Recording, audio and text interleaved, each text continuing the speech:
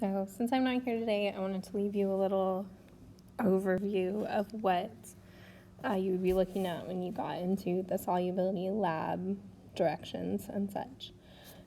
So this, as you know, is going to be your lab report for quarter 2. It is due the same day as the test, which I think is December 4th.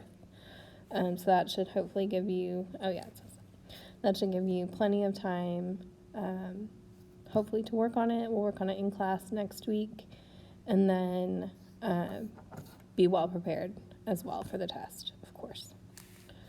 Since it's the lab report, do make sure that you carefully read through the content guide when you're getting ready to write your report.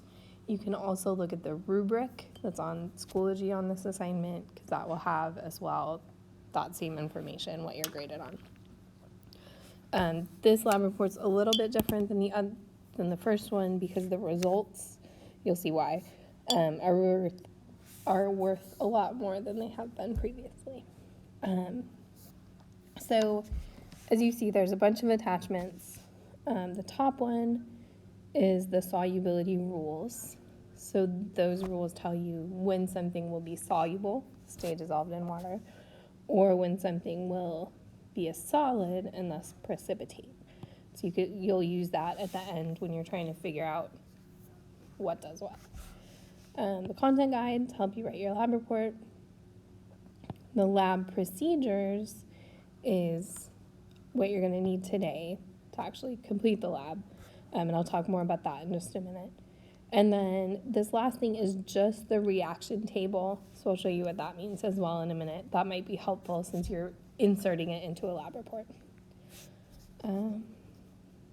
Okay, so I'm going to click on this effectively, and then we'll talk a little bit about the lab procedures themselves.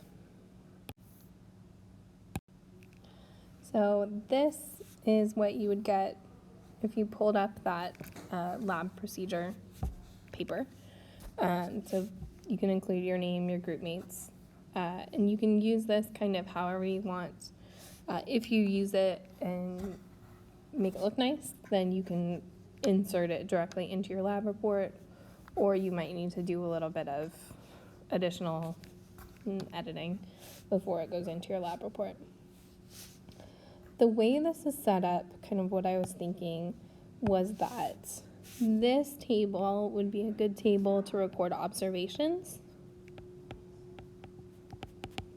So if something's like green or fizzy or whatever, you could write it here once you devise your scheme. What I would additionally suggest is that you take a look at these lists up here and you write those for practice in the boxes. So list 1A is silver nitrate, so you would write AgNO3. 2 is lead 2 nitrate, so you'd write PbNO3 2, and so on. It's important that you get these formulas right, because those are going to inform the formulas of the products.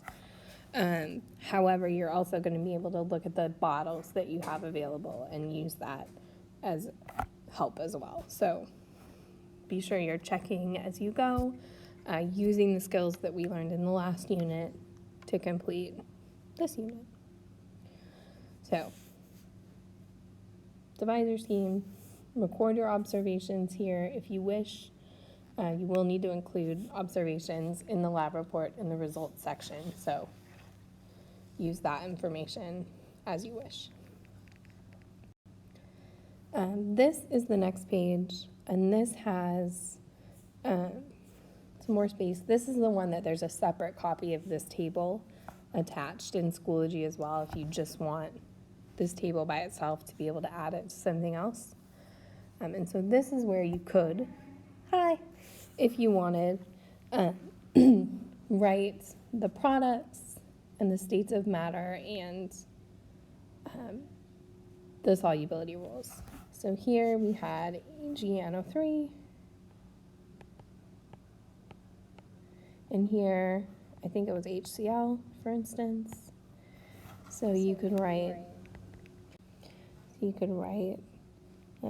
AgNO3 plus HCl yields AgCl plus HNO3.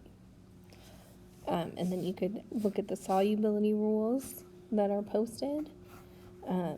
The rule about nitrate is that nitrate salts are always soluble. Soluble equals aqueous.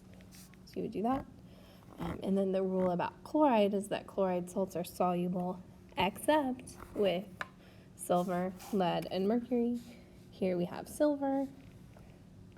So this one makes a solid. Obviously, you would try to keep it in the box. But hopefully you see where we're going with this.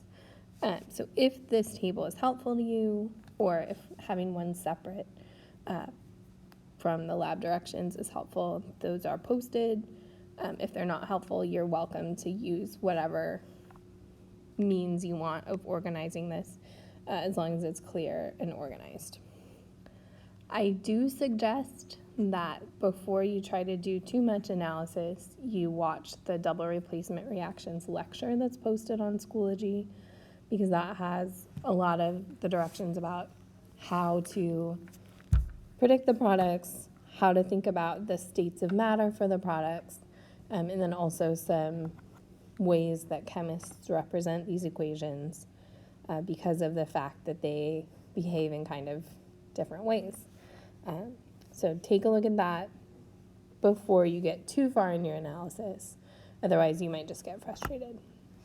Remember, we will have time to work on this next week and to ask questions, hopefully. If you're gone Monday and Wednesday, make sure you check in Tuesday, I guess, if you have any questions, or send me a Schoology message whenever. All right. Good luck. Wear your goggles.